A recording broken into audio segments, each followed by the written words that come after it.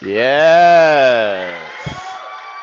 Yes, we're back. It's your boy, Eduardo Jackson, CEO, founder, creator of the Cinema Draft game. Welcome back to the Cinema Draft podcast where daily fantasy sports meets the movies. It is my pleasure, it's my privilege to introduce to you a newbie to the pod. You know him as Drew.Zod from the site. He actually had his very first cash this past weekend. I believe he's the official science guy of the pod. It is Julian Smith. What's going on? Oh, hello, sir. And thank you for the invite to the podcast. Hey, let me say it is an honor to be here, and I am so happy to say that I'm here, having finally broken into the top 10. My call sheet finally did a little something. Yes. And, 2 weeks ago, I was really high on myself because on the preliminary, I think like on Saturday when it came out, I was like number 4. I went partying in the weekend, dropped all the way down to number 13 come Monday morning. Yes, my apologies. So just for those of you who have been playing or are new to the game, I'm sure you've noticed we've had some discrepancies over the weekend with our weekend estimates and our Friday estimates. We're working on fixing that. But in the meantime, you're always in it until the very last day. Until actually, quite honestly, until you see the tweets or the Facebook posts saying that scoring has been finalized. Because I do have to do some hand scoring still. It is a bitch, but Not hand scoring. Yes, hand scoring. Yes, manually scoring each and every call sheet. It's what I do for you, the people. But yes, congratulations on your very first cash. And why don't you tell the people how you know me? How do we know each other? So we met this last winter at a Christmas party held by a friend of the pod. Yes, the official therapist of the pod. As much as she fights it, Nicole Ward. Yes, that's right. And the way that I met her was through my college roommate, Dan Meehan, got married to her friend Robin, and we first met at their wedding. So that's how we know each other. All right, excellent. And so I did call you the official science guy of the pod. So what is your occupation? Because I'm not even sure I really know. So my occupation, by trade, I'm a chemical engineer. And day-to-day basis, I'm in engineering sales, project management, and chemical water treatment. And close enough. Yes, you are the official science guy of the pod. All right. So, and our drinking game tonight will be and actually, I'm looking at the rundown. I totally forgot to put in a new one. So, the drinking game word of the night tonight will be reality, because we're going to get into some different-ish this week, some alternate-ish, you might say. And let's go right into one of my favorite segments of the pod. It's what I'm watching.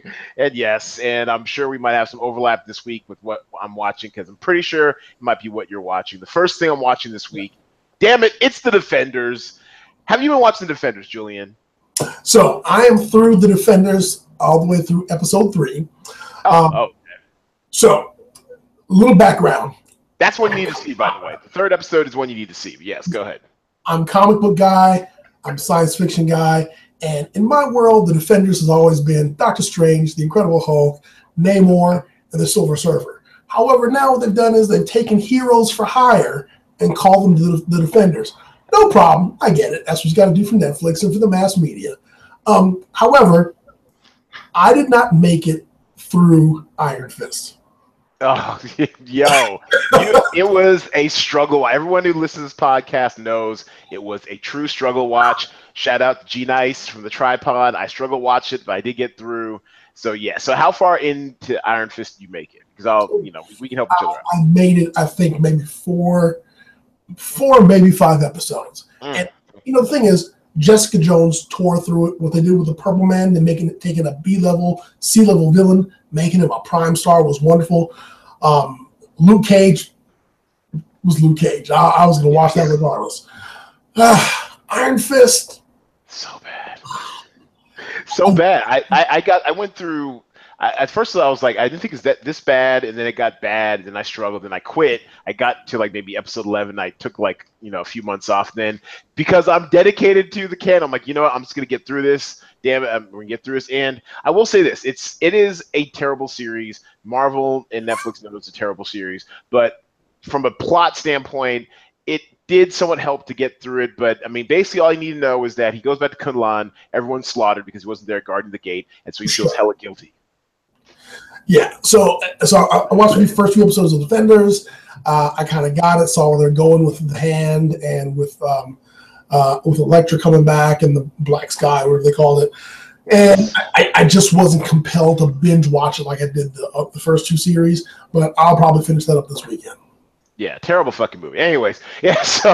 But the Defenders though, and so I won't spoil too much. Except if you are through episode 3, you definitely have some stuff to look forward to. And in my rundown notes to say it was a slow start because it basically they're taking on a challenge that I've never seen, in a TV series before. You're basically having 4 distinct, superheroes or leads from their own series, which all had 4 different styles, try to combine into one, and so it doesn't quite figure out what the style of this series, itself as a standalone is until about the 4th or 5th episode, and so you're kind of tracking these individuals separately, and then you do see them come together in the second half to the end of the second or third episode, and then you're like, okay, now this is what I wait to see.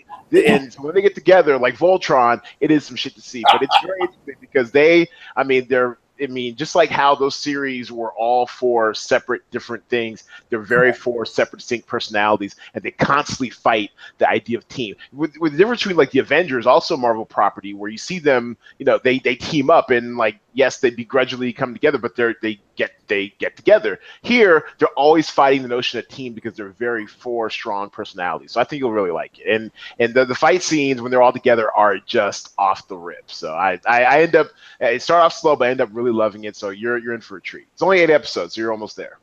And what they did early on, which I really appreciate, is that in the vein of Marvel team up and all your kind of superhero crossover comic books, the 2 heroes when they first come together, there's a misunderstanding, they have a fight, and then they resolve it and go after the bad guy. So in this case, it went a lot faster because Night Nurse went ahead and she knew who Iron Fist was and just got on the phone and called him, told him to come over.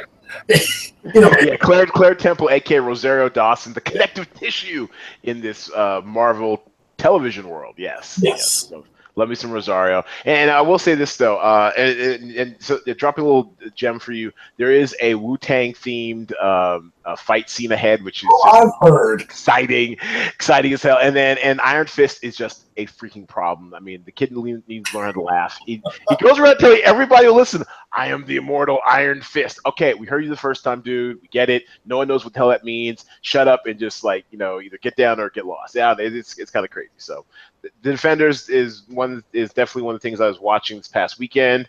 Last night, or maybe I think it was a couple nights before, I was working and had on this mockumentary on Netflix called Undecided. Have you heard of this movie?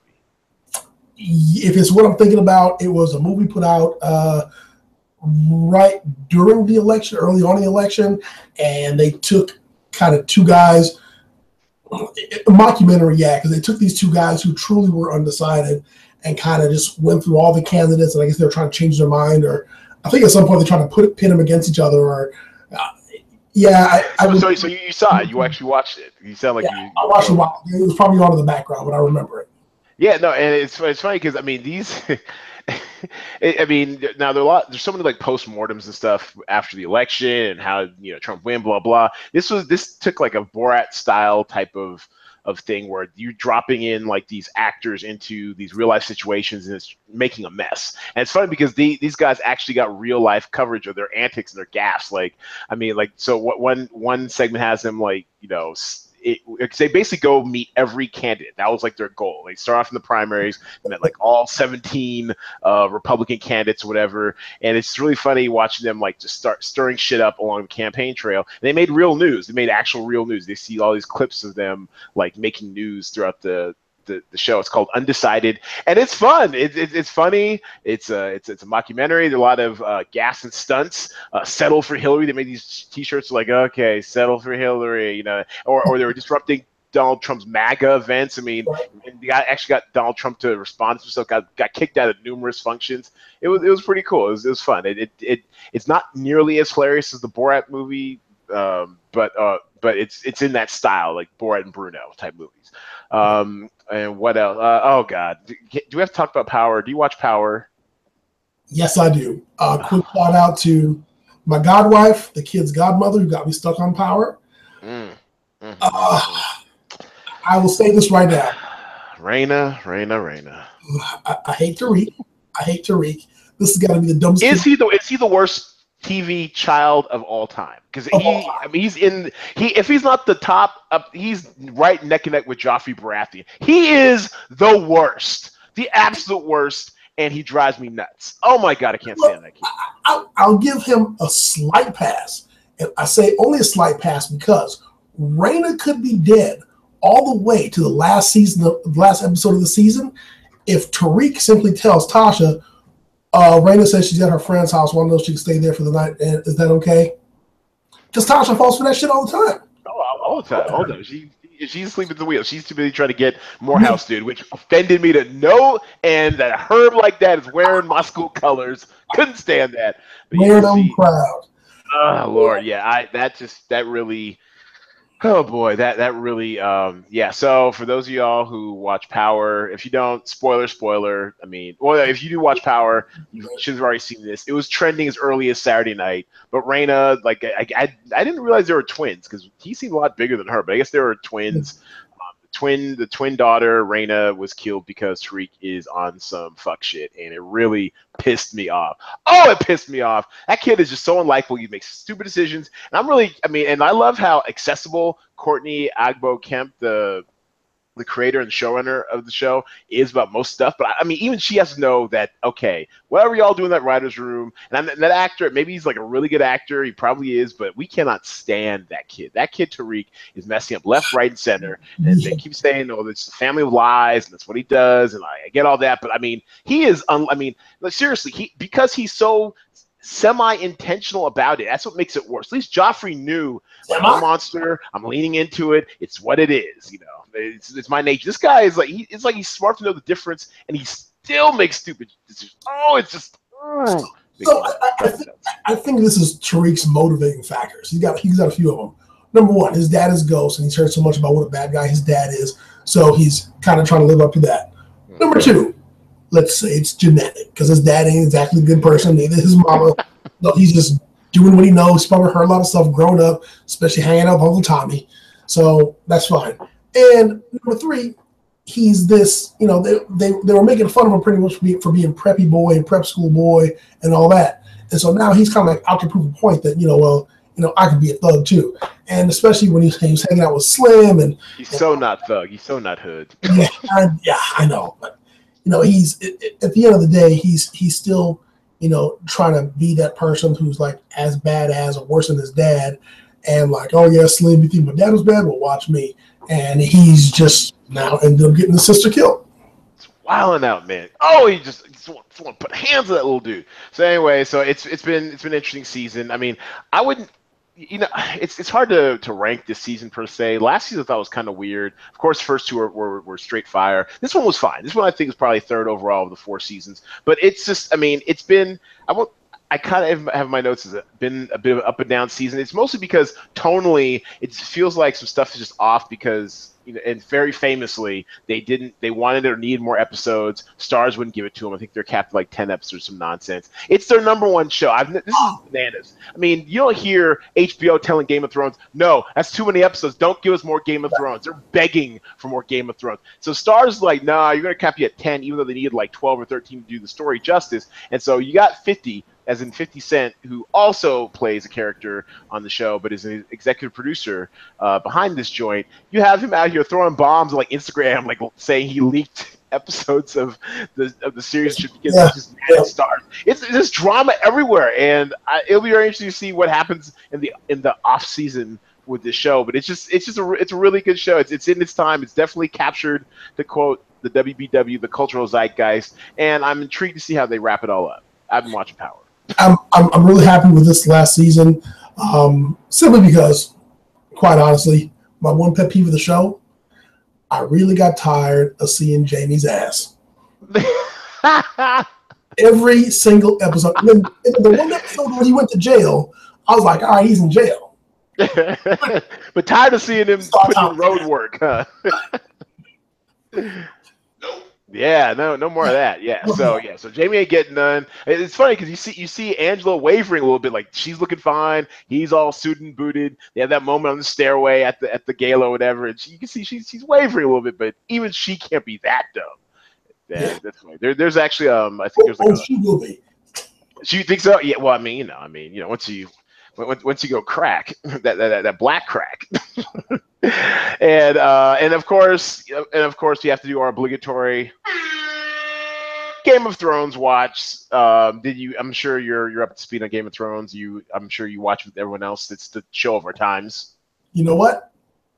I do not.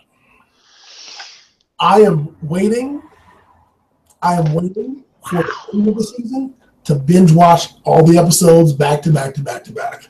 So you haven't seen any of them? I have not seen. I've heard the spoilers. I've heard people talking about it, whatever. And it's, Red Wedding, all that good stuff. Yeah.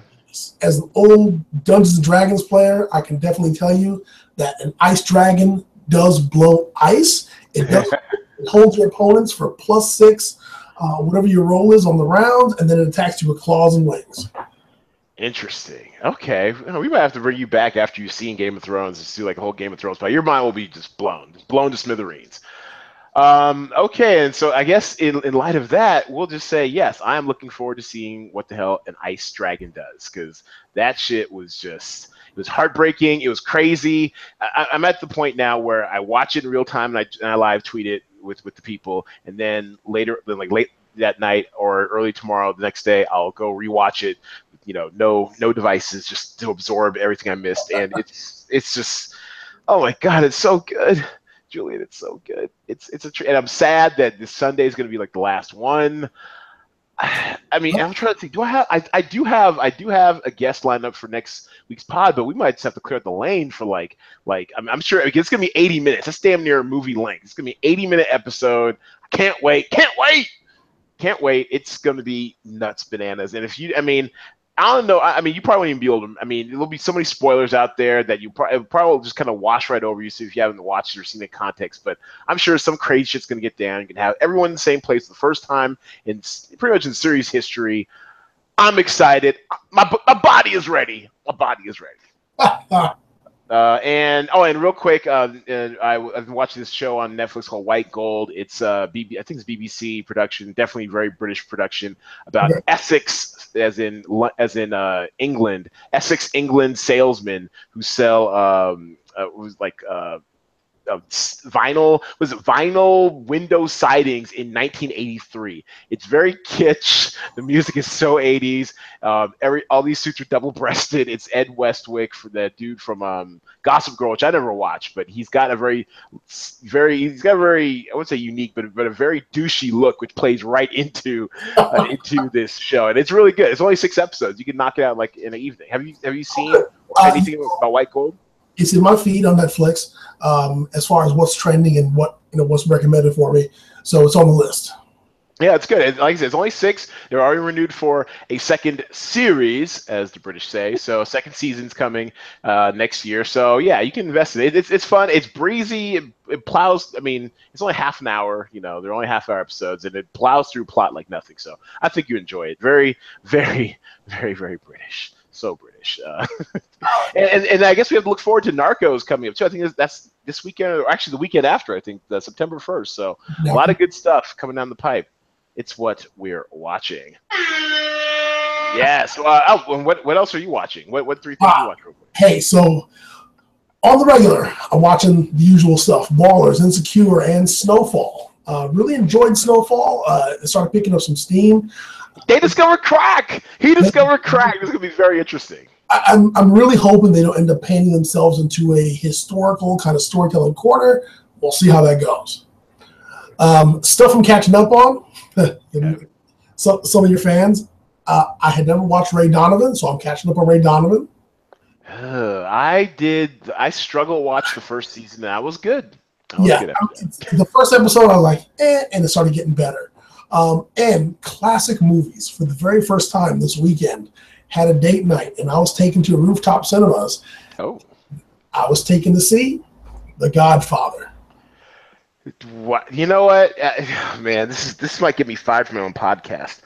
I I spent a year in acting school, the professional actors program at the DePaul University, and I remember going there, and we are all talking movies, whatever, and someone asked me about The Godfather. I said I haven't seen it. They were just aghast, like, what? We're talking like 1997, right? They're like, what? So they're like, all right, here, he gave me like his DVDs of The Godfather. I watched the first one, but I don't remember anything about it. So and it's on that list of like I just need to watch trilogy. I feel incomplete as a cinephile. I really do. It's like when people ask me if I've read Catcher in the Rye. I've got a freaking English degree. I've never read Catcher in the Rye. One class of reading Catcher in the Rye, we were reading like Josh and some other stuff. I don't know what happened. I read The Great Gatsby, or Catcher in the Rye. So I know. I mean, private school education failed me. So yeah, so same thing. So yeah, I haven't seen The Godfather. So good for you. Well done. What did you think of The Godfather? What do I look forward to? You know what? I enjoyed it, and I got from all the various movies I've watched and all the references to The Godfather and Make Him Offer You Can't Refuse and all that.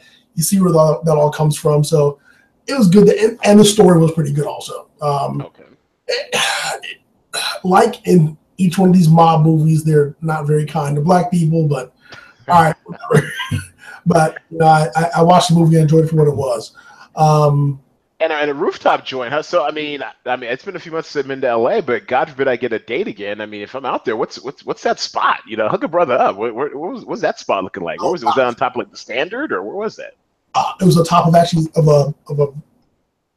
a temporary living / hotel called Level. I think off of Grand and 8th, somewhere around there. And downtown, nice. Yeah, so what they do is they just set up a bunch of beach chairs and you sit up there. It's like silent disco. You put on the headphones. And That's what's up. Yeah, good, nice one. Either if that was your idea or their idea, good job them. That's a great look. Shout out to Shayla Brown for taking me out there for a wonderful date night and enlightening me on one of the classics. Now all I've got left is like Casablanca and Maltese Falcon. I'll start working on those. Seen Casablanca, that was straight. Have not seen the Maltese Falcon. Might have to add that one to the list. All right, that's good stuff. Good stuff. So what's up next? I'm going to catch up on Midnight Texas and American Gods. Yeah, I tapped out on American Gods in the 4th episode. It looks real pretty. Let me tell you, it looks real pretty. I have no idea what the hell was going on with that show. But you know what? Maybe you'll have to give us a report from the frontier. We live in an age too of they call it like the golden age of TV or whatever. But it's true. There's so much good stuff out there. I refuse to struggle to watch anything that I don't really want to watch, unless of course it's Iron Fist as part of the Defenders. But yeah, it'll be. I mean, feel free. Finish that out. I couldn't do it. It's so much good TV on. I just couldn't do it. Well, what I will tell you, I'm a huge fan of Neil Gaiman, and I read the books and I heard the audiobook. Oh, okay. All right. So you got basis. But much like Stephen King, a lot of stuff doesn't translate to the screen. Fair enough. That's why. That's why Tommy Knockers struggled as a movie. So there's some stuff that just does not translate, and you kind of got to live with it or just be really creative about it. Hey, well, if you like it, I love it. If you get through that, more power to you. I still give generally shows 3 episodes, like new shows, 3 episodes to kind of prove their worth or to latch their hooks in me. But yeah, I had to move on. But I'm glad you're seeing the diversity stuff out there because you will bring a diversity of opinion to this podcast. Oh, my best. And as a matter of fact, the topic of this, and actually, no, sorry, wrong effect. Here we go. Yes. Now let's launch into the meat of this podcast this week.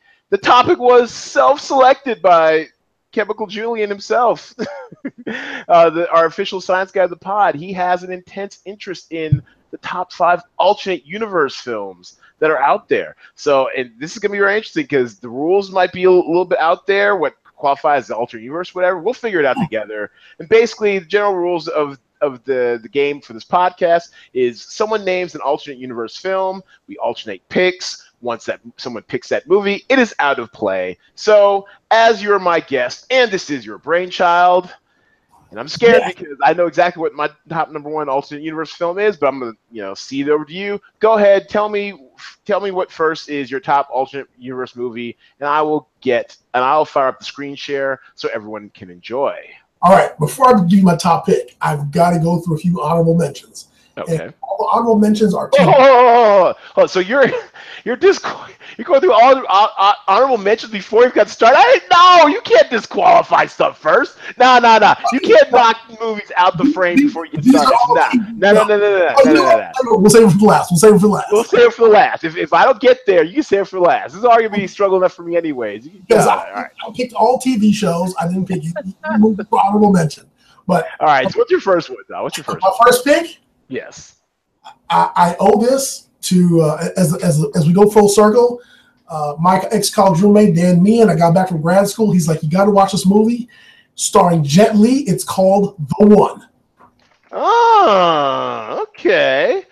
I've either heard of this or seen it, but go ahead If you have not seen it, you are doing yourself a disservice. I think I have seen it. All right, go ahead.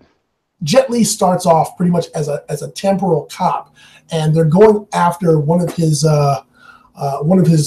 alternate universe doubles who's figured out that, hey, if I kill my doubles throughout the multiverse, I'll get stronger and stronger.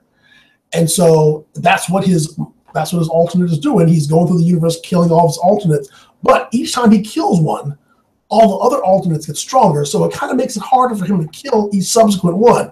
So finally, good Jet Li and evil Jet Li do battle, and the bad Jet Li does get subdued. They can't put him in a jail, so what do? They put him on a hell planet universe, the Hades universe, I guess, called Stygian, and they banish him to the prison planet, the prison world, and the film ends with evil Jet Li standing on top of a temple, surrounded by guys who are trying to kill him, and he says, "I am nobody's bitch."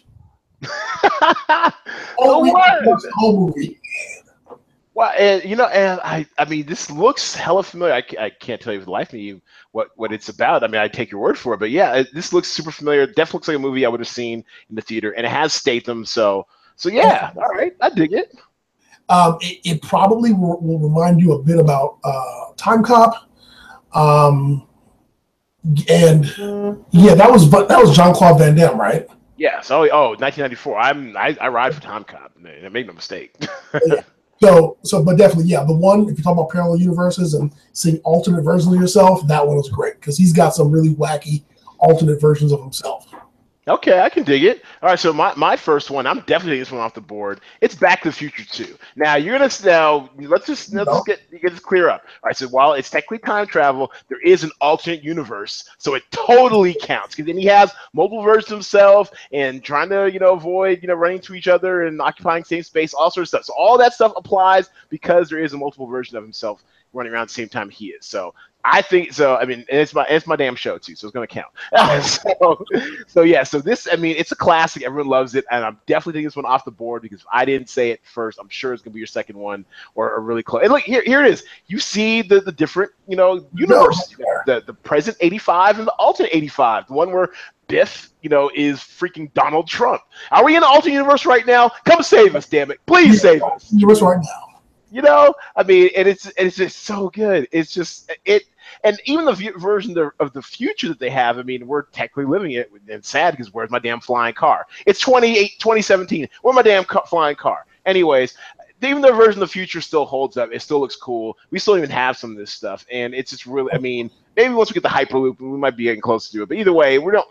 This is a really cool version of the future. The alternate universe is definitely scary, and the whole alternate versions themselves are pretty cool. And I guess technically, you could say the whole series. I'm not going to take claim for the whole series, but I mean, he's always running into a alternate version of himself, except for I think except for 3. And 3 he doesn't really come up against himself. But in the first one he runs into is like his younger self. No, that's right. He was running into his dad. So this is the only one really that has like the alternate version of himself, which I thought was really cool. That the rules, although a little fuzzy, were well defined, and how I am about the rules. Tell me what the rules are, and I can rock with it. They told me what the rules were, so it was good. So I really enjoyed Back to the Future 2. Oh, such a great movie. Love this movie. Okay, so any thoughts on it? I'm sure you've seen it. Oh yeah, I've seen it. Yeah, 1, 2, and 3. In fact, that was on my list. That was my number 4. Okay. Just the whole thing with the time loop and alternate versions of Biff and the Docs and themselves and all that. Yeah, it was great. Okay, good. All right, so what's your next one? My next one came out recently, kind of more of a teen flick, but definitely follows the rules for this, and it was really fun to watch, and that was Project Almanac. Huh? Okay, Project. You know what? And dang it, I think I had it like on my list on Netflix. Something I was looking it up one day, and I just never got around to it. So please, school us on Project Almanac. So in Project Almanac, Actually, no, I did see this. This is the one where they had. Oh no, actually no, I didn't see it. I was thinking about the one where they had like the backyard party. Never mind. All right, go ahead. School's about Project Almanac. Go ahead. so in Project Almanac, it's pretty interesting the way they do it. The whole time paradox. This guy's dad disappears. He goes in the basement and kind of finds some time travel equipment, and they're kind of like some, of course, we don't quite fit in teenagers. So they use time travel to, win the lottery and make all kind of predictions. They kind of find out that not everything really lines up the way it was supposed to. But as they make changes, people change, events have changed, relationships change because one guy was time jumping just to, try and get with this one girl. And of course, as usual with movies like this, when you start using time travel for personal gain, it's kind of collapse in on themselves, and it always ends up with, I'm in this really bad timeline. Let me go back as far as I can go to the very beginning to even really stop this from happening in the first place. And that's, of course, what they ended up doing. But it was really fun, and these kids kind of did what a teenager with a time machine might do. Try to win the lottery, go to the best concerts, get the best tickets. Yeah, really practical applications. I dig it. I totally dig it. Don't do anything responsible with it, of course. Just don't try to really prevent any disasters. But yeah, and it was really fun. That's why I really enjoyed it. All right, no, I dig it, and oh man, I think I need to see. I remember seeing the trailers, and I saw so many of the trailers. I felt like I'd actually seen the movie, but no, I like that. That's dope. That's what's up. Project Almanac. All right, so my next one. Let's just take this off the board. It's hella obvious too. And I don't even know if it's the greatest, but it's so obvious. I got to take it. It's Sliding Doors. And this movie is built around the idea of alternate universes, alternate realities. Basically, this woman is like, there it is. Gwyneth Paltrow. London woman's love, life, and career both hinge, unknown to her, on whether or not she catches a train. And then we basically see both, where she catches the train, when she doesn't catch the train. She has a totally different life. And it really, when did this come out? 2001? 98. Okay, so, she was, I guess Gwyneth Paltrow's always been a bit of a deal. It's basically when she's hot off coming off of a Shakespeare in Love or thereabouts, and she's like a really big deal. And it really didn't do what people thought it was going to do at the box office, but just the whole idea of, what if if just a chance thing, changing the entire direction of your life really was kind of like a little bit of a cult classic. So I enjoyed it for that. It was fine. I don't remember too much about it, but it's so obvious. I just want to take it away before you got a chance to. The funny thing is, I've never seen it. Oh, okay. Yeah, I can't even say I totally recommend it. I just think it's kind of cool. Never saw it, but I've heard of it, and it definitely falls into the parallel universe genre. So at some point, I'll have to check it out. Okay. All right, that's cool. All right, so your third one. What's your third alternate? My third one. It was something I kind of stumbled upon on Netflix. Probably recommended by IMDb, but it was kind of it must have been a cult film, limited release, whatever. It is called Coherence. Oh, interesting. Okay, yeah, I've never heard about this film. Do tell. So, let me tell you why this is such a great alternate reality movie. Totally falls in sci-fi. You've got a group of friends, a group of college friends, kind of like having a friends dinner at a house, and there's a comet passing by that night. Well, when the comet passes by, like the lights go out, and they're like, "Hey, we don't have any power, but hey, we see some lights across the street. Let's go across the street and see if we can, get some matches or get some help." And so two people leave, and what happens is those two people, when they cross the street, you're crossing this darkness and you're going into a parallel universe, and they end up at the same house they just left. But because these people in various universes act the same, two people left that house and went to another one, and there's about 5 different parallel universes, I think, at the end, 5 or 6. And so you don't always end up at the one So when you cross the darkness, you don't always end up with the one that you left. You end up at just another parallel universe. And so, of course, there's like an argument, and they're, not trusting each other. And they're like, okay, we've got to write numbers down. And, well, how do you pick the right number? Because, if I pick the number 5 for this card, then, of course, my alternate would do the same thing. A lot of that going back and forth. And so what ends up at the end is the main chick in the movie, she's like in a fight with her boyfriend, and she keeps crossing to other alternate universes. And she finally finds one where she and her boyfriend are not arguing. So she takes her alternate self and like knocks her out and puts her in the bathroom and takes her place. And then and so then when the comet passes, everything kind of resets, but it ends up that there's 2 of her. I think her name was Emily. There's like 2 of her in that universe, but she's the one who's awakening with her boyfriend. And it's really good story about them just passing through, trying to figure out which house they belong to, which universe they're in, who's who, and like who's trying to betray each other. It was really good in that respect. Okay, all right, I dig it. Coherence. Okay, so so I'm trying to figure out the exact rule. But you know what? Screw it. I mean, like I said, this is my show. Damn it, we're gonna do it. Let's do. I mean, I'm gonna do Inception because it kind of plays with. I mean, it's definitely some alternate stuff going on. It is the ultimate mind trip. I mean, you're basically going inside the mind, and you are and he does actually see like a scene, of like when his wife dies, whatever. He actually sees that scene as if he's like, not quite there or whatever, or like he's there but he's like someone else. So I'll say it plays by the rules. And basically Inception, I mean, it's just brilliant. I mean, Christopher freaking Nolan, I mean, the god, the goat. So basically, for those who haven't seen Inception, and that is a you problem, not a me problem, just first of all, this movie made a shit ton of money. I don't know how such a cerebral movie makes so much money and how his smart movies keep making so much money, but they do. It is incredible. So basically, it's about like it's in, I guess, like a near future or a contemporary future or whatever, where there's the ability to hack into your mind, where like this a portable, actually, like there's like a portable mind hack thing carrying these little briefcases, and they're trying to hack into the mind of a competing CEO. It's basically a big corporate espionage film gone awry. And so basically they do this big elaborate plan to hack into the mind of the CEO to steal the plans for something, and they use this like mind altering drug, which basically puts everyone to sleep. And while they're asleep, they're basically going inside the recesses of the host's mind or something. And then they just keep going into, then once they're under one level, they go and take, I guess, a drug to go another level deeper. So you're going all these multiple levels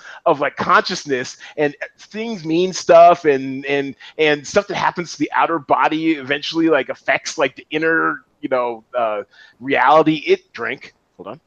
Yep. Okay, and it's a total mind trip. It does make sense. You have to pay attention. Oh my God, you got to pay attention. And you have to watch it more than once, but it is phenomenal. I mean, Marion Cotillard was great. Everyone was just great. Leo, I mean, it's a really, really, really good movie. I enjoyed it. I mean, I don't know if it's possible. I think it's underrated, but it's just an excellent movie. And this is why I got so pissed when I saw the Doctor Strange stuff earlier on, at least the trailers, was that this was the original movie that did the shifting, like the folding of the streets and stuff. Don't be coming after my guy Chris Nolan like that. Get your own idea. Absolutely, they recycled it. Damn. I mean, now let me ask you this: you say you're a comic book fanboy, or whatever. I mean, are they like folding like cities and multiverse or whatever like that in the comic book? Because that was pissing me off. That made me mad. It's kind of funny. So in the comic books, you don't have like cities folding, but it's more like the MC Escher, where you have various planes at various angles. Like you walk in this door and then you exit at a 90-degree angle out, around the corner, things like that. It's all about the bringing comic books to life and things actually in motion. I think that's what they were trying to do. In Doctor Strange, quite honestly, I don't really think that the magic in the comics was portrayed that way. They were kind of taking some liberties and trying to do something special with it, which is fine. However, it looked a little bit too much like Inception. And that's where some people kind of took exception with it, because with Inception, you know, at the end of the day, everyone's trying to say, is the top going to fall? Is it still spinning? Is he home? Is he, you know, another reality? Are those really his kids? Are they alive? You know, the whole thing. Yeah. And Strange, it was like, look at me, I'm doing magic and I'm entering dimensions. Like, and that's a classic example of where the rules just felt like they're making up as they go along. That pissed me off. And so, yeah, and this is also the movie that, for American audiences at least, really, really made a big splash for Tom Hardy, and he's been working nonstop ever since. I mean, he's just awesome. Joseph Gordon-Levitt, who we've liked for a while. I mean, it's just, oh God, it's so good, so good. You know what? I might have to go. I might have to watch this week. I love that movie. I've got it on Blu-ray. Oh, so fantastic! Yeah, I think I used to own it on Blu-ray, but I moved and I went all digital, so I need to like check Netflix or my archives, or whatever. But anyways, yes, great movie, Inception, and definitely should apply to the multiverses or whatever. And that's my third one. So, what's your fourth one? So for my fourth one, you know what? I've got a list of 7 movies as my alternates. Okay. In case you kind of dug into my primary list, but you can't fire them all off on your fourth one. Got to list the fifth one. But I've got one that's been an oldie but a goodie, and it's always been a favorite, and that is Run Lola Run. Nice. And you know, it's funny because if you Google like alternate universe movies, Run Lola Run is on all of them. And so go ahead. And Run Lola Run was fun because I remember the first time that I saw it, just went in not knowing what it was about, and it's just her making a different decision, do the same thing over and over. It's the same girl from Franca Potenti. This was at least her breakout for American audiences, because she's like from Germany or whatever. And I blame G Nice for this one. He really loved this one. Was telling me all about it. Go see Run the Little Run. Made me watch a video, and I liked it. It was good. And the one thing that sticks with you is the soundtrack of her running. If you think of the movie, you think of the music of her running the whole thing. And you know, it was somewhat. It was a low key heist flick, but it was really her just trying to get her guy the money that he needed before he was killed. And she just made different decisions along the way. And I think one was like getting on the bus versus running or taking the cab. It was really well done flick, and very attention captivating. And you paid a lot of attention to the details of it. Okay, yeah, no, I dig it. Run the little run. So my next pick might, you know what? I mean, this literally does deal with like alternate universes. So I'm gonna take it off the board regardless. I'm shocked you haven't said it already. It's the freaking Matrix. It's the Matrix. Okay. The red pill, the blue pill. I mean, this has to qualify, right? It totally qualifies. I'm gonna say it qualifies. So there may not be like a whole where I'm watching myself in this other universe type thing, but it is all about, is this reality, drink, or is it not? And I dig that. I mean, everyone's seen the Matrix. It's canon. It's like if there was like a top, I don't know, 50 movies or most influential movies of all time, it's got to be on there because it gave us bullet time. Well, first of all, why are we only? What's up with the art? Okay, there we go. Can we get a real photo and all this storyboard? Yeah, no. So it was because they gave us bullet time. The whole thing where of slow motion, where you can kind of like whirl around an object and seeing it in like 360 degrees and everything. It's really, really kind of cool. It definitely revolutionized some stunt work in that aspect and action sequences. The whole red pill, blue pill thing. I mean, I'm sure it's like a Reddit favorite. Oh, you're on that red pill stuff, you know, you're on the blue pill stuff, whatever. I mean, it's just basically about what is reality, what isn't. And I always forget, which is it, Julian? Is it which one's reality, the blue pill or the red pill? I always forget. I believe the red pill wakes you up, and the green pill, the blue pill, puts you back to where you were. Okay, all right. So we want to be on that red pill. All right, yeah. So there's all that, the whole Agent Smiths, the be able to bending time and space thing, and I can dodge bullets, and also, you know, it's really cool. It's a very influential movie. Very, I mean, the Wachowski. Well, back then the Wachowski brothers. Now they're the Wachowski. So they both transition? Are they both? Okay, yeah. So now So Andy and something Wachowski now are now Lily and Lana Wachowski. They're both now transgender, and they're still doing interesting stuff. I watched like maybe half of the first season of Sense8. I kind of dug it, but it was really weird. But yeah, that's the Matrix. Yeah, gotta have that up there. I mean, look at, just the stunt work and stuff, all the wire work and the green screen. You can see all the cameras lined up there for bullet time and stuff. Really cool. Matrix. Gotta love the Matrix. What a franchise that was. Yes. All right. So now this one I believe is your last one. Unload your clip. Call or block all of my future choices. Go So this is ahead, man. my last one, and you know what? I'm gonna have to go with A Sound of Thunder. What? Okay, I haven't heard that one. Keep going. The Sound of Thunder, starring Sir Ben Kingsley. So pretty much, people, Americans, have decided to take hunting and expeditions to a whole new level, based on a Ray Bradbury short film or short story. They are now opening time tunnels to go in the past, and you go on this particular walkway, and you go there to hunt dinosaur or whatever, see the past. Well, of course, one guy gets scared. He steps off the walkway, and he steps on a butterfly or kills an insect. And when they come back to the future, everything is screwed up. And so it's, like the nature is overtaking. The cities are being overgrown by vines and roots and everything else. And now it's one of those, hey, we've got to go back in time and try and fix this. Really good film. Again, it was a short story. They got turned into a film, which can be disastrous sometimes. But in this case, it worked out really well. Okay. All right. Dig it. And so, are you gonna mention all these? You say you got all these honorable mentions that you just have to mention, or what? Anyone you want to throw out there while we got you? So as far as honorable mentions go, so the TV shows I had were Sliders, of course, obviously. Okay. That was nothing but alternate dimensions. Oh, TV shows. Okay. I'm with it. Go ahead. Yeah, Justice League, the animated show, had Crisis on Two Earths and A Better World, which introduced the Justice Lords. Star Trek had a whole bunch of alternate timeline episodes.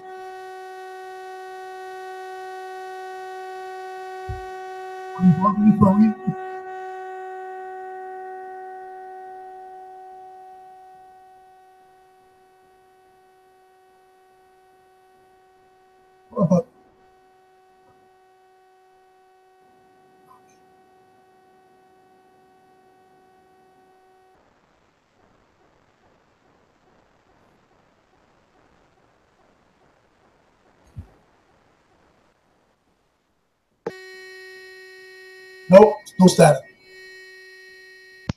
Hey, okay, now we're back. Sorry about that. So you were saying? So I'm saying, of course, all the Star Trek original series, Next Generation, Deep Space Nine, they all had the mirror episodes where they went to the dark universe. The movies that I gave for honorable mention, Deja Vu, starring Washington. Yes. And of course, Groundhog Day, and as I said earlier, Edge of Tomorrow. Okay, no, that's what's up. And I love Edge of Tomorrow, or also known as Live, Die, Repeat. Live, Die, Repeat. Absolutely. Okay, so that took a couple off the board for me. But that's okay. That's okay. We can handle this. You know what? I'm gonna throw out there. Oh, okay. I don't think you mentioned this one. Groundhog Day. Yeah. Yeah, that was one of the ones I kind of let it go just because it was he was doing the time loop thing, just repeating. Oh, okay. All right. So that one doesn't count. Then I think I have a backup. So the other one I was thinking about was alternate reality. I mean, Time Cop. Yeah. I mean, it's time travel, but he sees the alternate version of himself and sees how alternate versions of events, so it counts. And I mean, that one I think is really gained cult appreciation over time. It really has. It's just a good movie. I mean, well, I would say it's a good movie. It's an enjoyable movie. It's one of those. What would Bill Simmons' podcast call it? A rewatchable. It's got rewatchable appeal. I mean, oh man, Mia Sarah. Oh. What a heartbreaker. I mean, who wouldn't travel through time for her? I mean, look at her. She's so 90s adorable. Jean-Claude Van Damme, and probably, I mean, that doesn't take much, but his best role that he's had, maybe. Time traveling cop going back, and of course, like you say, when you go back in time, you always mess stuff up. But he does come into alternate versions of himself. There are clearly defined rules. Matter can't occupy same space, same time. That's right. Very, very much one part of the rules, and yeah, I enjoyed it. Time Cop, yeah. And it's kind of funny. So I was really wondering if you were going to mention some movies I never saw, like Donnie Darko or Dark City. On the board, I didn't remember enough about them, so. So I kind of Okay, fair enough. Fair enough. yeah. Okay. I guess that's 5. So there we go. Okay. All right. So so now we got to that portion. Let's get to the heart of the game. Oh, let me take off the screen share. There we go. All right. Here we go. And you back. Oh, hold on. We get a little bit of an echo. Is that me or you? Hold on a second. All right.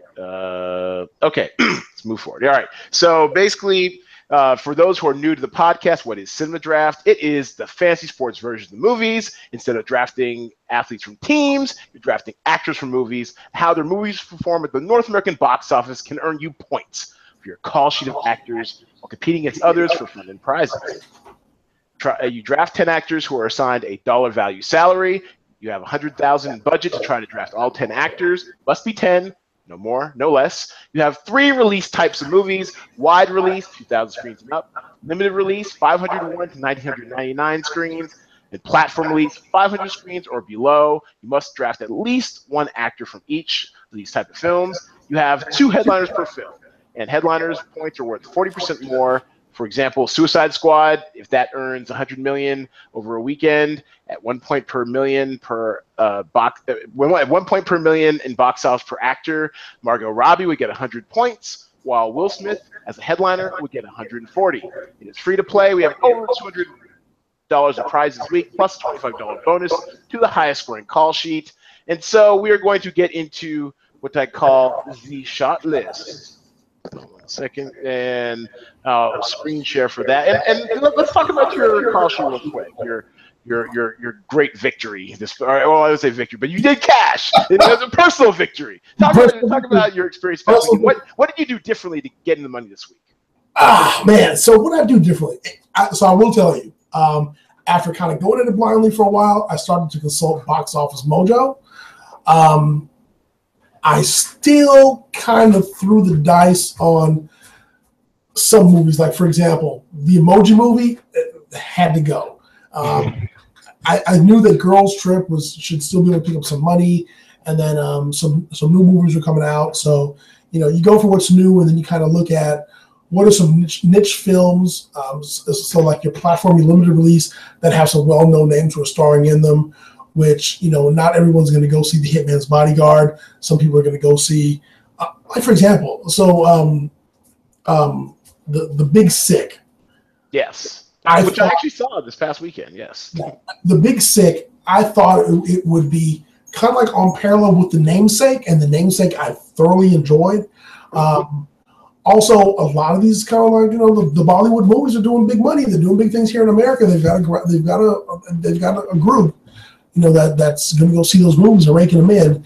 And then also you've got your kind of, your Americana kind of, limited release issues, limited release movies which are going out, and and people are going to go see them. So not everybody's going for big budget, but then you get some juggernauts like Wonder Woman that are just blowing up for weeks on the time.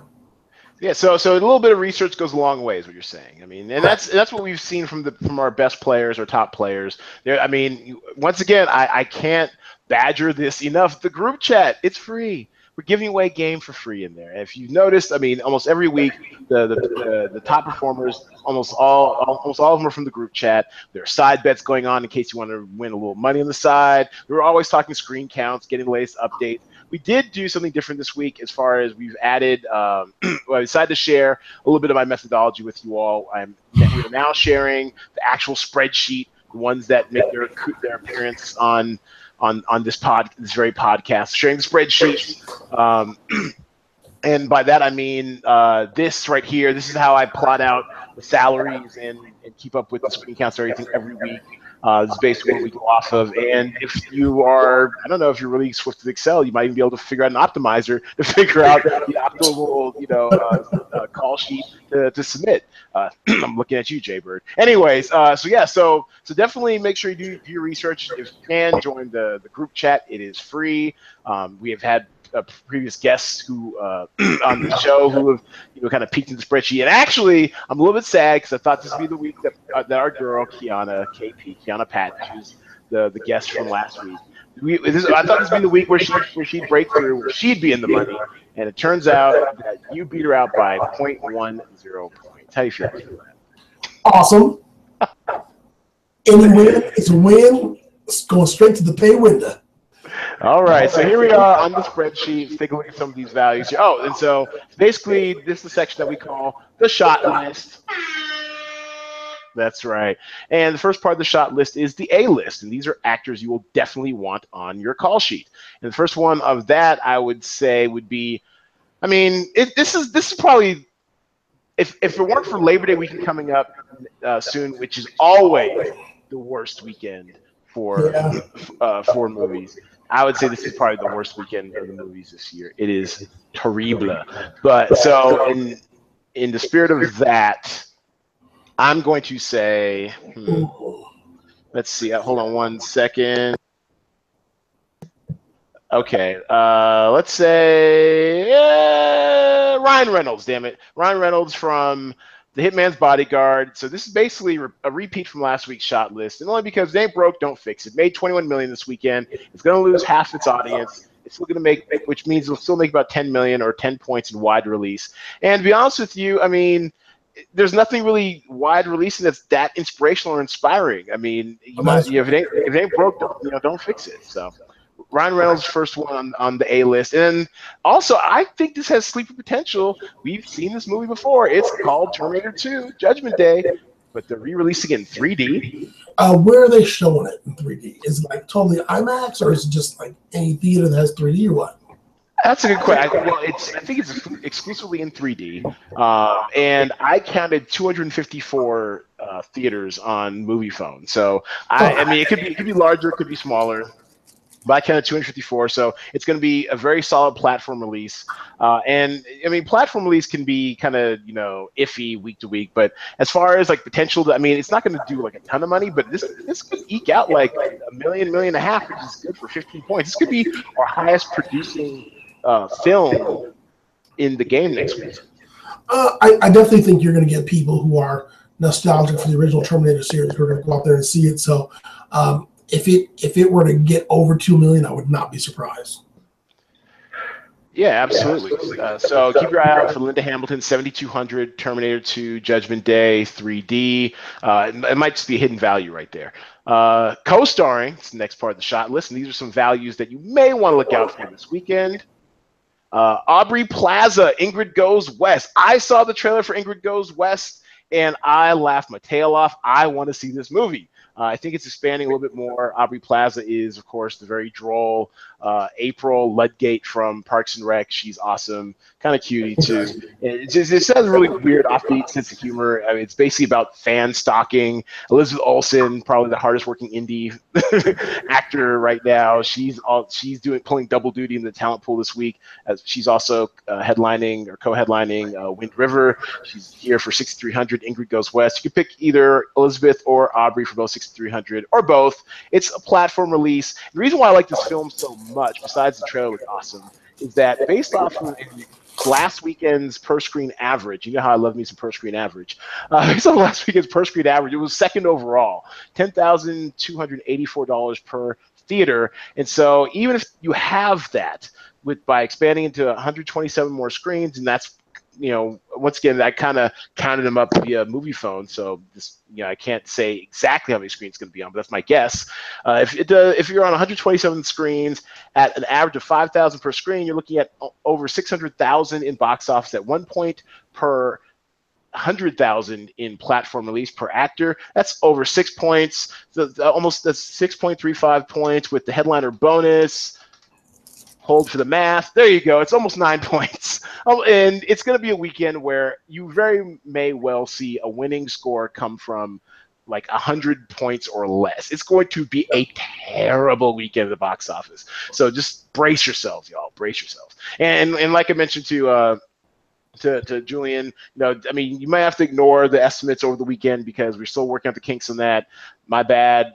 But wait, hold for the final scoring, hold for the announcement on Twitter and Facebook that the final scores are in, because it does take me that long to do hand scoring. Oh, I love it, hand scoring, yay. Also in co-starring will be Jacqueline Fernandez from A Gentleman. Now, this is a new movie. This is an Indian movie. And look, we've been burned. We've been burned recently by some of these Indian movies. This one I have confidence going to perform. It's already saying it's going to be on 135 screens. And our whole, I mean, I'm not sure if you stuck around for this. I might have covered this in our basic strategy guide. If you haven't watched the basic strategy guide, I highly recommend it. Where is it? Is it on here? Yeah, it's so, if you go onto the landing page at cinemadraft.co, we have a very nice handy playlist with some of the things you need to know about the game. And under basic strategy guide, it's basically me going on for about 18 minutes about the best practices on how to get good at this game. But anyways, something we might have covered in the basic strategy guide is how some of these movies, some of these foreign movies, based on the density of either the population in the United States or in proximity, like say the Mexican American community, or based off of just overall density of the country, like India, almost 1 billion people, or maybe over 1 billion people by now, I'm not sure. I mean, may give you a clue to how well these movies will perform at the North American box office. So, A Gentleman, Sundar, Sushil, Risky. Sounds so weird. I'm putting that as a possible sleeper value you might want. It's only $5,600 for Jacqueline or her co-headliner Siddharth Malhotra. I don't know. I mean, I'm ready to take a risk this weekend. Hell, I mean, it's going to be a terrible weekend. It's going to take an unconventional call sheet to win. So that might be my 3F, my foreign focused film of the week. Foreign focused film of the week, the 3 Fs. All right. Yeah, 3 Fs. And then the cutting room floor, skip these losers. The Emoji Movie, why are you still here? God dang it. And this movie is just too wide for its own good. Look at it. It's going to, well, it may dip just into limited release. God, I hate this movie. It's so, I mean, no one sees this movie, but yet it's in the mix every week. But this might finally be the week where it needs to be on the cutting room floor of your call sheet construction. And then Despicable Me, which actually I haven't seen yet. And I need to go see this movie. I love Despicable Me 1 and 2. No. You're like, nah. But I mean, it's hanging around. It's not quite doing Wonder Woman like numbers, but this is another movie that really should, if you want to get any play out of it, it should be platform. It's still going to be on over 1,000 screens most likely, which totally takes out of play for a limited release. Any other movies or a strategy you're looking out for this weekend? So tell you what, for this coming weekend, I'm still going to have on my call sheet The Dark Tower, which I have not seen yet. Okay, now is that a sentimental pick or is there some strategy behind this? It's a little pick. I have a feeling that at the end of my call sheet when I'm looking for some cheapies, that might be the one to come up with, especially because I'm still going to go with Hitman's Bodyguard. Okay, fair enough. And because I want everyone to be good and I want everyone to excel, let's actually do a call sheet in real time, just basing off of some of the stuff that we've talked about right now. And so basically you're going to go into the lobby, the upcoming tab. There we go. I deleted my call sheet, the background talents. Let's take a quick look. And now stuff does change throughout the week. I definitely try to keep it updated. It will definitely help you out, to be honest with you, if you have access to the actual spreadsheet. It makes getting around a lot easier. Definitely take advantage of this if you can. And if you want to, and to access the spreadsheet, I do give access to it in this week's newsletter when it came out this morning or Tuesday morning. Also, you can go to our corporate blog, medium.com/@cinemadraft. That's where you can find all of our stories. And I have it linked to tournament results. Actually, no, I'm sorry. The tournament results from last week. I'm gonna figure out a home, quite honestly, for where we can put these on. It might actually be on. Where is it? Here we go. It might actually be on. Is it the weekend preview? The call sheet of the week?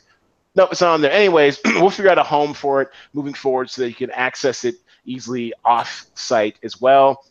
But basically, if I'm looking at this weekend, construction I'm looking at is probably going to have some. So basically, I have a big thing about replacement value. I'm not sure if you've been listening to some of the recent podcasts or strategy podcasts, but I'm really big about replacement value. And long and short of it is basically what is the replacement value of an actor versus another actor in another film, for points. So if we think that the replacement value on a call sheet this week is roughly going to be about 10 points, because we know there's no real big hitters coming out this weekend. If we're looking at a repeat for the success of Hitman's Bodyguard from last weekend, then we're only looking at about maybe 10 to 12 points. So anything that we're working on this weekend, we're going to aim for, can this beat 10 to 12 points? So going with what we know already, I think a headliner stack of the Hitman's Bodyguard is a good start, because if it drops by 50%, you're still looking at 10.5, 11 points, plus the headliner bonus, you're looking at about maybe 15 points, right? So 15 points can be kind of hard to beat, but on a value basis, how much you're getting per salary spent, Correct. Where else do you think we can try to find some value, Julian? Oh, let me see. We can probably find some more value. Not in Planet of the Apes. No, that's definitely dead. What do you think about Wind River? Does Wind River have any life in it? It did. What did it do per screen average? Per screen, it did pretty well. 4,200 per screen, almost 700 screens. It might stay the same or expand slightly. 2.97 million. So it's basically 6 points ish. With a headliner, it gets you up to about maybe 9 points. It might just be a little bit below the threshold. Where else so I think some good value might be able to be had. Dunkirk just keeps chugging along. What's the price on Annabelle? Oh, actually, great point. Annabelle actually has held pretty well. I will say this though. Here's a caveat with Annabelle. One thing I've noticed with horror movies, and the price of Annabelle starts at 10,000, goes up to 10,900 from Miranda Otto as a headliner. Thing about horror movies that they're really strong their first 2 weekends. They tend to drop off after that. But it's such a dead weekend. I mean, it did 15 million this weekend. Even if you lose like half of that, you're still looking at like 8 or 9 points with a headliner bonus. You know what? That's a good call, Julian. Let's go with some Annabelle. That actually might be a source of some really I wouldn't say cheap points, but cheaper than Hitman's Bodyguard. Let's do some Annabelle. Yeah, it's $5,000 a piece for your headliner, so that gives you an extra $10,000 to work with, and then if I got cheaper, yes. Let's lock in these headliners. And actually, I might do. Let's see. Let's get a couple of these cheapies down here too. What are we looking at for House Spider-Man Homecoming? How's that? What's our prices on actors for that one? Well, that's a good. And so now we've got 27,300 left. So 1, 2, 3, 4 slots left. So basically, why am I so bad at math? About just under 7,000 a slot, I believe. No, God, I'm 4 times. You got about 20. You got 27,300 left. You probably need to go for a limited release like Lucky Logan or.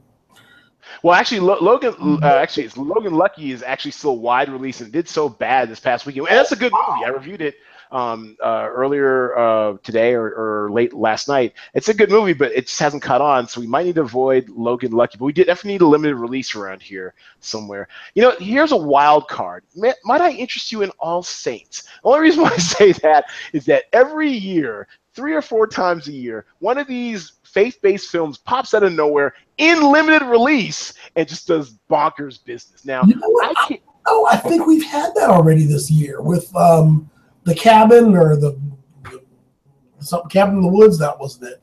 No, that's not faith-based. But no, and so let me see. Let's take a look at All Saints on hsx.com. That's the HollywoodStockExchange.com. Sometimes they'll provide some guidance on how movies will perform. All right, so they're predicting about a $4.2 million opening. This limited release, that's actually pretty strong. It actually gets us to replacement level of 10 points. That might not be too bad, because if you're looking at 4.2 million, essentially times 2, because you're getting 1 point per 500,000 in limited release.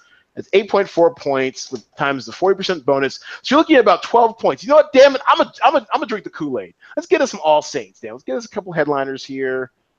Let's see where that leaves us. I think it leaves us with, how much we have left? 12,000 left, so a little over 6,000 per film left. Can we squeeze in a third? Birth Dragon. Where does that put us? You know what? The Dragon one, my prospects for Birth of a Dragon aren't really high, and I'll tell you why. Because Birth of a Dragon is, once again, this is on a Tuesday night before we've had a chance to look at our projections from Box Office Pro. Birth of the Dragon. Sorry, Birth of the Dragon. There we go. It's looking at like a less than $4 million open in wide release. That is terrible. If it does slide into limited release, it's in play. But right now, going off what we know, which is a 2,000 screen release, that I can't do it, bro. I can't do it. What if we do? Let's see if we can squeeze out one more All Saints. 5,400 left. Okay, that's perfect. So then we can you want to take a chance on the Indian movie? Absolutely. Think so? It's either Step or the Indian movie. I think I like the Indian movie. 135 screens. That's plenty of screens. Can we get the Indian movie for? Can we get a headliner for the Indian movie? That's what I want to see. Step has been out for a few weeks now. It was in very limited release earlier. I think it just came out. Maybe it's been in theaters the past 2 weeks in a wider release. I don't think it's really going to do that much more. So, well, so we had a dilemma. This will put us 2,000 over, just about. Decisions or $200 over. Yeah, we're 200 over. Do we get rid of All Saints or something else? Is there anything else for 6,800 that we like? Because I definitely want to get that headliner bonus just in case this movie flops or doesn't report at all, which is terrible. In case, for those who are new to the game, if a movie does not report, then we just assign it the minimum score, which is 1 point per a non-headliner and 1.40 points for headliner. That burned us this past week with the toilet movie. what do we have here for Carrie O'Malley and Talitha Bateman? Talitha Bateman. I'm sorry. What movie was that? Let me see if I can trade. Oh, that's Annabelle. That's too expensive. We can't afford that. So, are they like on the lower end of the list as far as cost goes, or? Well, I mean, so if we have only 6,800 left, I'm trying to figure out what makes sense that we could. Let's do Wind River. Damn it, Wind River. If we get a headline for Wind River, that still could get us about 6 or 7 points. This is a call sheet that can still win. Obviously, this is subject to change. I often change my mind on the day of, but I like this call sheet. This is a winning type of call sheet. And this general construction, I think, is set up for success. You got some exposure to the top movies from last weekend, and the previous 2 weekends. You got some slight exposure to the Indian movie, and then you got a faith-based film, which you never know with these movies. They can come out the box. So right. I like it on a points per value basis. This one could possibly compete for call sheet of the week, and hopefully this will give you like a head start on where you can go for value when you're constructing your own call sheet. Because I love the fact you got that on the week of the podcast. You're gonna guest our podcast for the first time. You made the money for the first time, so I love it. Keep up the good work, Julian. Try to break the top 5, man. Try to break the top 5. There you go. Yes. All right, so our over-under this week, Hitman's Bodyguard. Oh, actually, I didn't do an over-under this week. Gosh, I was just zooming right through this through this game. So I'll make an over-under on the fly because we're skipping the over-under this week. There's nothing worth over-undering this week. Everything has been projected that's new this weekend to like 5 million or not. It's a terrible weekend for movies, so we're skipping the over-under. Say that we over-under the Bruce Lee movie. Really? Okay, so how about there for the Dragon? All right, so what over? Throw it out there. What over under you want to do? This is first in podcast history, a guest over under. Chemical Julian, the official science guy. Drop some knowledge, drop some science. What's the over under for this week? So the over under. I believe that the Dragon will bring in.